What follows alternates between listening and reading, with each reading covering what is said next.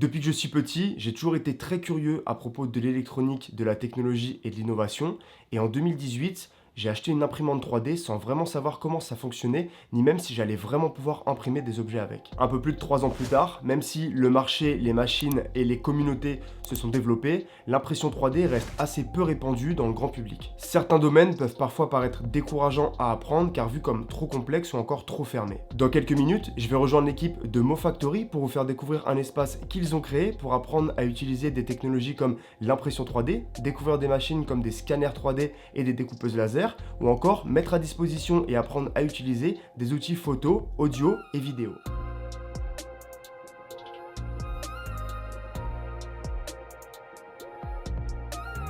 Pour rejoindre MoFactory, je vais me rendre dans un espace de coworking qui s'appelle Aero Cowork, qui est situé dans le centre commercial Les Saisons de Meaux. Et c'est hyper intéressant qu'ils soient installés là-bas parce qu'en plus de pouvoir profiter de l'espace numérique, on peut aussi profiter des infrastructures de l'espace de coworking comme la salle détente par exemple.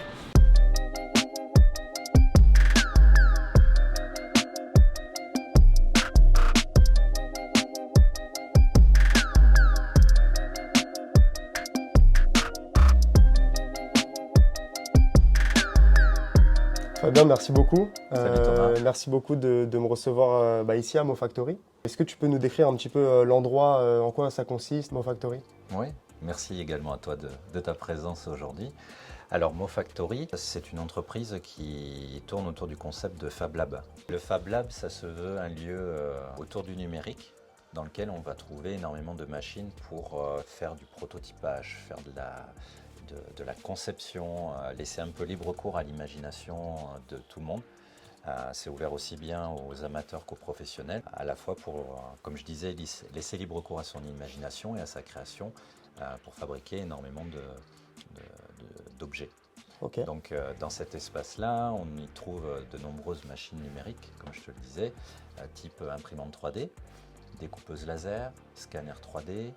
Plus autour du design, on va retrouver une brodeuse numérique, un plotter de découpe, qu'on appelle aussi découpeuse de vinyle. On s'en sert surtout dans tout ce qui va être création, flocage, par exemple sur les habits, flocage sur les casquettes, sur différents objets, comme des mugs aussi. D'accord, on peut en faire de la personnalisation de A à Z, quoi, à partir d'un modèle. Alors, de ce qu'on propose au sein de MoFactory, c'est divers missions. Soit on peut réaliser pour les personnes différentes prestations selon leurs demandes, type imprimer un objet par exemple. Soit les personnes connaissent l'utilisation des machines, ils peuvent venir louer un moment d'utilisation des machines, à l'heure, à la demi-journée, à la journée par exemple.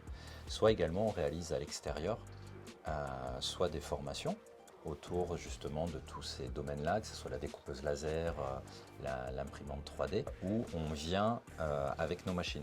On les exporte à l'extérieur. Voilà, d'accord, donc c'est le Fab Lab qui vient directement aux organismes qui souhaitent former soit leurs étudiants, soit les personnes qui sont en formation à cet endroit-là. Exactement. On a déjà réalisé quelques prestations dans des écoles, par exemple. D'accord. Avec le matériel directement C'est ça.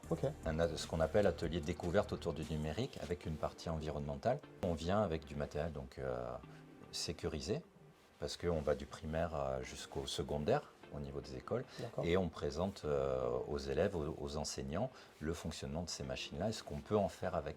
Par exemple, un grille-pain, un bouton pour régler soit le temps ou la température qui casse par exemple.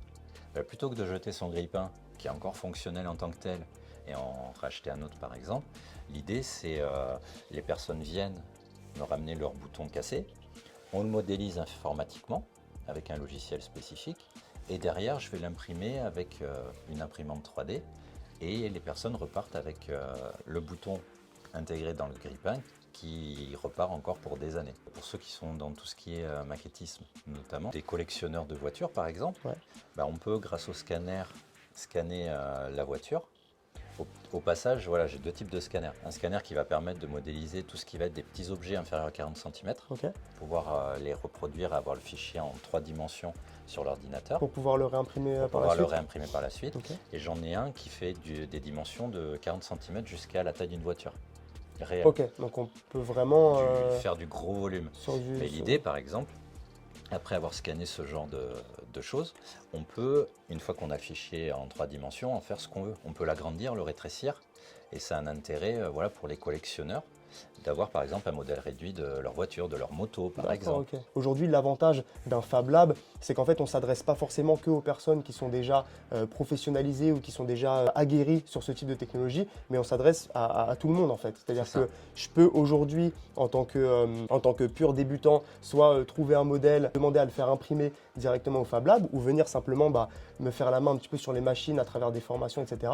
Mais en tant que, si par exemple je suis professionnel, mais que je n'ai pas forcément de machine, parce que par exemple les machines qu'on a derrière nous, dont on fera une présentation un peu plus poussée après, ça c'est des choses que j'ai pas chez moi par exemple. Même si je fais de l'impression 3D, je reste sur des machines, on va dire domestiques, entre 200 250 € maximum, qui permettent pas de faire les mêmes choses que des machines qui sont un peu plus professionnelles. Et j'aurais pas forcément le besoin d'avoir une machine comme ça au quotidien chez moi. L'avantage de ce type de lieu, comme tu le disais, c'est que en fait on parle à tout le monde en fait. Et je pense que ne serait-ce que pour des personnes un tant soit peu curieuses, juste venir faire une petite journée de découverte ou autre sur de l'impression 3D, sur de la découpe laser, etc., ça permet d'ouvrir les horizons. Il n'y a pas besoin de devenir un crack par la suite, il n'y a pas besoin de devenir un professionnel, mais je pense que c'est des compétences qui sont assez importantes, qui sont finalement assez faciles à maîtriser dans les fondamentaux, dans les basiques. Je pense que voilà, en l'espace de quelques heures, on peut repartir avec des connaissances en modélisation, en impression, de comprendre ces différents principes de génération de matériel. Voilà, c'est ça, exactement. Et après, si on souhaite se perfectionner, on creuse un peu. Je pense que l'adoption de ces différentes technologies va passer aussi par la création de ces lieux, par l'ouverture de ces lieux, que ce soit des Fab Labs ou autres lieux qui permettent justement l'accès aux débutants, parce que c'est ça aussi, il faut montrer que les portes sont ouvertes aux débutants et que c'est pas simplement réservé aux professionnels ou autres. Merci beaucoup. On va faire un petit tour. On va faire un petit tour du Fab Lab pour voir un petit peu les machines en question et on se retrouve après pour la suite.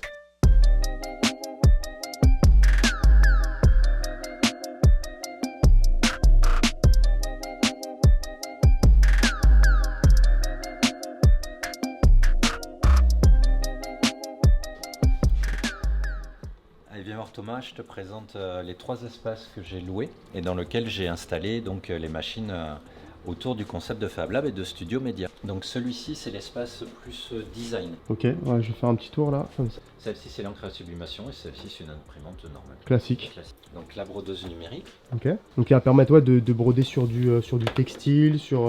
Il y a pas mal de petites caractéristiques à prendre en compte, mais c'est principalement sur voilà, des sweats, des polos, casquettes aussi. On lui intègre le motif. Ouais. Et derrière, après avoir installé tout le matériel, elle va faire son petit travail toute seule. Cette partie-là, donc c'est le plotter de découpe pour découper différents supports, différents types de papier. D'accord. Suite par exemple à une impression avec l'encre à sublimation, pour pouvoir floquer par exemple sur différents supports textiles, t-shirts. Il va préparer le flocage en question pour l'impression. Ok, d'accord. Ça va permettre de découper de façon très précise les contours de ton image. Et on sort sur des mugs, une qualité correcte. Et ça après, comment on le met sur le mug une fois qu'on... Alors les mugs, on ne peut pas le faire sur tous les mugs. Okay. Il y a des mugs spéciaux pour la sublimation. Et on a ce qui s'appelle soit une presse à chaud, soit une presse à mug. Ok, d'accord, c'est des presses qui permettent... La presse à chaud, c'est plutôt pour des textiles, t-shirts, etc. Oui, ok. Et en fait, on va sortir le modèle avec... l'imprimante, du coup sur un papier pour sublimer. Ok. On va le découper avec le plotter de découpe. Juste là. Exactement. Et ensuite, on le passe dans la presse à chaud. Ok, d'accord. Et après, pour le mug, c'est la même chose, sauf qu'on utilise la presse à mug. Exactement. Ok, ça marche très bien. Après, on a ici, sur cette partie-là, un Mac et un PC en fonction des affinités avec de chacun. Mon logo que je reconnais là, qui est prêt à être imprimé, c'est ça? Exactement. Okay. Donc si par exemple, admettons, moi aujourd'hui là, je loue un espace, je sais pas, une demi-journée par exemple pour venir travailler sur un modèle, est-ce que c'est les machines que je vais utiliser? Ok, d'accord, donc c'est accessible c'est des postes de travail qui sont pas forcément dédiés à qui que ce soit, c'est ouvert aussi pour le public qui souhaite... ok. Tout à fait, pour un montage, les gens viennent avec une micro SD par exemple et leur vidéo, et ils se branchent sur Premiere pour réaliser leur création, leur montage. D'accord, ok, très bien. On peut voir un petit peu ici différents objets qu'on a pu faire, à la découpe laser, sympa, ça. Très sympa. À l'impression résine. Ça c'est de la résine, hein. On voit les détails qui sont vraiment, bah ouais, ça peut sortir d'un magasin de modélisme. Donc ça, c'est ce qu'il est possible de faire avec la découpe laser. Ok.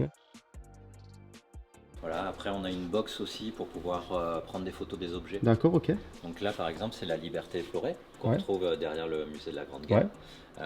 que j'ai scanné.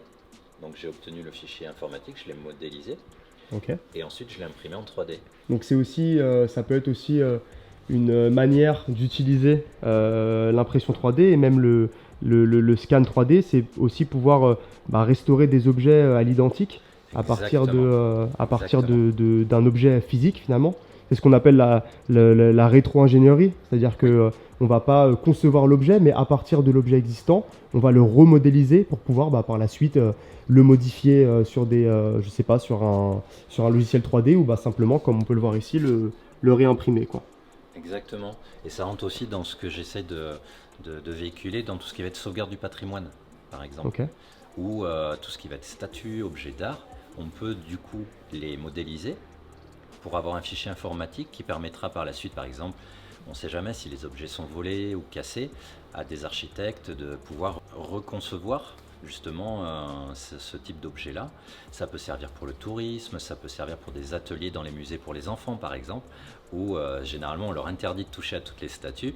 Ouais. Là en l'occurrence c'est voilà, vous avez un espace, tout ce que vous avez vu en grandeur nature, vous l'avez là en modèle réduit et vous pouvez toucher, voir les formes, voilà, ça permet de combler leur curiosité, leur soif de découverte sensorielle aussi par exemple. Là c'est la partie, l'espace studio média, donc on aménage en fonction des besoins.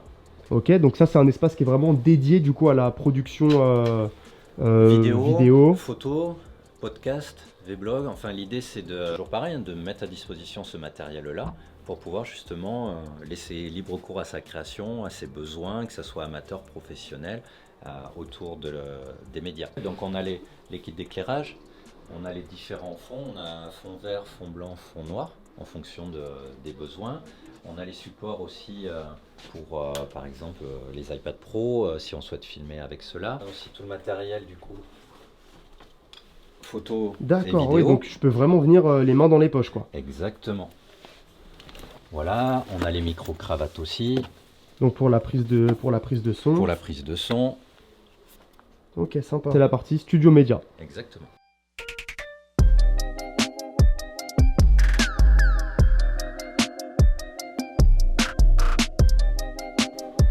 Et enfin le dernier espace, un peu plus prototypage, conception. Donc ici on a la découpe laser qui permet de réaliser différentes découpes, que ce soit sur du bois, de l'acrylique, du cuir aussi. C'est vrai que ça offre des possibilités qu'on n'a pas en impression 3D finalement par rapport aux matériaux qui peuvent être utilisés. Il faut toujours avoir en tête, ça j'ai été bien conseillé là-dessus, c'est arriver à trouver la bonne machine par rapport à l'emploi qu'on souhaite en faire.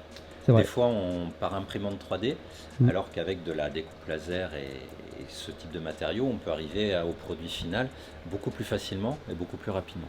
Et ça c'est une machine, est-ce que c'est accessible, on va dire, au grand public ça? C'est accessible au grand public, après de toute façon il y a toujours quelqu'un pour l'utilisation de ces machines-là au sein du Fab Lab. Ok, donc c'est quand même guidé, c'est Voilà. mieux d'être guidé pour... Tout à fait. Surtout si on n'y connaît rien en fait, je pense que c'est là où...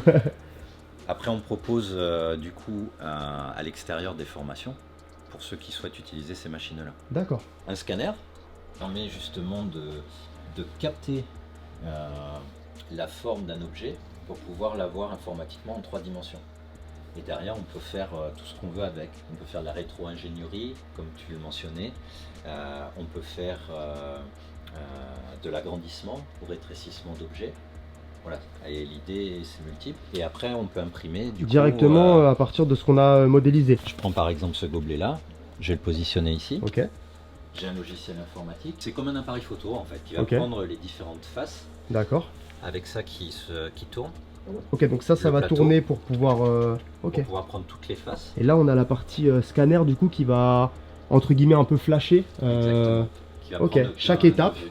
Et après, on va pouvoir retrouver du coup ce modèle-là, ce gobelet, en 3D en fait, simplement. Exactement. Pour pouvoir faire... Il y a un petit travail d'alignement Oui, ouais. Derrière de travail avec un logiciel spécifique, mais le concept c'est ça. Donc ça, c'est une Ultimaker. Une Ça, c'est une Ultimaker, imprimante 3D. voilà, simple extrusion avec un filament qu'on a derrière qui vient descendre dans ce tuyau là. Ok, donc là, c'est du filament rouge. Oui. C'est ça. Donc on a le filament, du coup, à cet endroit-là, qui alimente Qui vient s'alimenter dans ce tube, dans le tube. qui descend dans ce qu'on appelle une buse qui va chauffer. Donc là, la On peut buse ouvrir. est là. On la voit, la dorée. Ici même, la petite dorée dessous, qui va venir chauffer ce filament, qui va venir se déposer sur ce plateau-là, un plateau chauffant. Et après, par étapes, ça va monter et créer l'objet qu'on souhaite lui faire faire.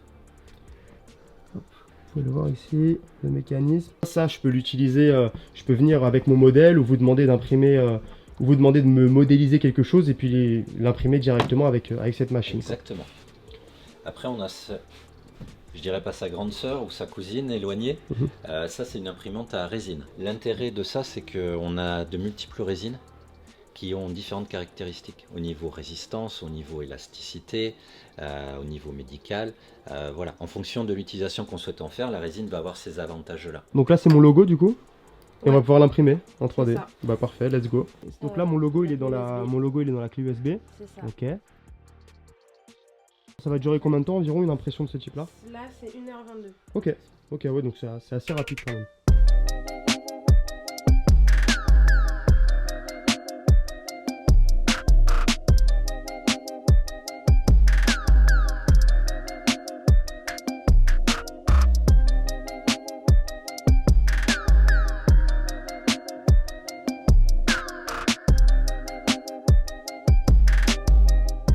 Yes, bon bah du coup j'ai eu le droit à mon petit logo découpé et gravé au laser. Ça c'est quelque chose que je ne pouvais pas faire du coup chez moi avec le matériel que j'avais. Bah, merci beaucoup de m'avoir fait ce petit tour de MoFactory. Vous faites pas que, il n'y a pas que la partie Fab Lab dans vos activités. Vous faites aussi un petit peu de la formation à l'extérieur directement dans les entreprises, dans les écoles. établissements, Voilà, tout à fait. En fait, on a prévu pour ça des ateliers où on amène les machines directement sur place et on présente, on fait à la fois un peu de théorie, des sortes de quiz aussi pour comprendre l'intérêt des gens. On fait participer aussi les personnes de ces ateliers-là pour avoir leur retour sur est-ce qu'ils ont bien compris, qu'est-ce qu'ils souhaitent faire, qu'est-ce qu'ils imaginent, qu'est-ce qu'ils aimeraient faire avec justement ce type-là de machine. Ok. Et on fait de la pratique. Donc ça peut se faire sur une journée, ça peut se faire sur une semaine. C'est Donc, sur que ce soit une mesure. entreprise, une école. Voilà, Il faut juste vous faire part de la demande. Et, Exactement, ok. on a la base de tout ce qu'on est censé maîtriser, on va dire, pour ces nouvelles technologies-là. Et après, en fonction du besoin, sur une demi-journée, une journée, on adapte après le déroulé avec plus de pratique. Voilà. Ce qu'on propose actuellement pour les établissements scolaires, c'est on invite les enseignants à soit venir sur place voir nos machines, soit D'accord. on se déplace. On l'a déjà fait avec quelques écoles, on s'est déplacé sur un créneau de 2 heures à peu près, où on leur a montré toutes les possibilités en faisant un peu de pratique avec eux pour justement, comme on disait tout à l'heure, un peu démystifier ces nouvelles D'accord. technologies D'accord. et arriver à démocratiser cela. Et dans une autre étape, avec un collège notamment par exemple, on va mettre en place suite à ça 2-3 séances où on va aller crescendo, on va dire, sur D'accord. la création d'objets. Ok. Décider, eux ont vu la théorie en classe et on va faire la pratique sur 2-3 séances D'accord. par la C'est- suite oui, avec c'est les un- machines. C'est un format qui s'y prête plus si on veut vraiment aller de zéro jusqu'à des petites connaissances basiques qui permettent aux élèves ou aux étudiants de modéliser leur propre modèle, voilà, si un jour ils ont une imprimante, de savoir comment ça fonctionne, C'est quel ça. est le mécanisme derrière, et pareil pour toutes les autres machines du coup. Exactement, et puis au-delà des compétences techniques, il y a tout ce qui est comportemental aussi. Ça permet Bien sûr. d'avoir de la confiance en C'est vrai, soi, c'est très important. d'éveiller la curiosité, le travail en groupe aussi. Enfin voilà, une multitude Ouais, de... ça a plein de vertus. Ça peut éveiller aussi des passions. C'est tout plein d'opportunités à la fois de s'amuser parce que bon, le plaisir, ça reste aussi hyper important, mais aussi de se professionnaliser, peut-être de gagner de l'argent, de monter une entreprise aussi à travers toutes ces compétences-là. Donc, C'est ça. On reçoit beaucoup de stagiaires qui cherchent justement, qui veulent rentrer un petit peu dans le milieu professionnel. Exactement, et découvrir cet environnement-là et voilà, regarder par eux-mêmes si, comme tu le disais tout à l'heure, si ça peut éveiller une passion et un sentiment de « waouh, ça c'est top, je veux aller là-dedans ». Je me plais dans ce truc-là, j'ai envie d'approfondir un peu le… Je veux approfondir, est-ce qu'il y a des écoles qui proposent ce genre de choses-là, vers quel diplôme ça peut amener, vers quel emploi ça peut amener derrière. Ça aussi, on essaie de le véhiculer et de le porter. En tout cas, il y a tout ce qu'il faut ici, exactement, au sein de AeroCowork, justement. Oui. Donc là, on est dans la partie lounge, la partie détente. C'est ce dont je vous parlais dans l'intro. C'est que voilà, en venant à MoFactory, vous avez aussi un écosystème un peu plus global aussi d'AeroCowork auquel vous pouvez bénéficier. Avec des bureaux que vous pouvez réserver directement auprès d'espaces de coworking, des salles de réunion, etc. si vous souhaitez travailler à plusieurs. Ça fait aussi partie de l'environnement MoFactory, même si ce n'est pas directement lié. Il y a vraiment moyen de faire beaucoup de choses dans ce lieu. Oui, tout à fait. Voilà, moi je repars avec mon petit logo gravé et découpé. Merci beaucoup pour cette demi-journée qu'on a passée ensemble. Merci à toi. Voilà, pour toutes les personnes qui sont intéressées, que ce soit des personnes dans une entreprise qui souhaitent faire des ateliers avec leurs collaborateurs, simplement des enseignants ou des élèves qui souhaitent proposer ce type d'atelier à leurs écoles, vous pouvez directement contacter MoFactory sur Instagram ou par mail. Je le mettrai. Voilà, je mettrai le mail dans la description. TikTok aussi récemment. Pour les réseaux sociaux, en attendant qu'il y ait vraiment une plateforme un peu plus simple pour la réservation, c'est ça? Il y a déjà énormément d'infos sur le site mofactory.fr où voilà, il y a toutes les possibilités de ce qu'on peut proposer, de ce qu'on peut faire et une méthode facile voilà, pour nous contacter avec les coordonnées dessus également. Merci encore et puis à plus tard. À plus tard. Merci. Merci.